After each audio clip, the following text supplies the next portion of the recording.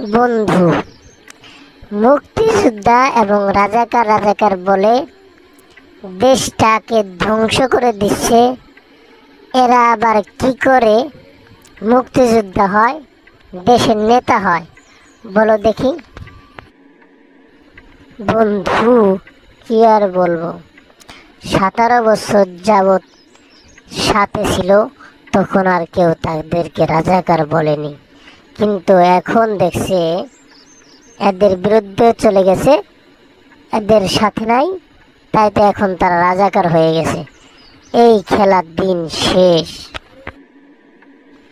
বন্ধু, নতুন কাউকে বেছে নিতে হবে যারা এই দেশটাকে ভালোবাসে।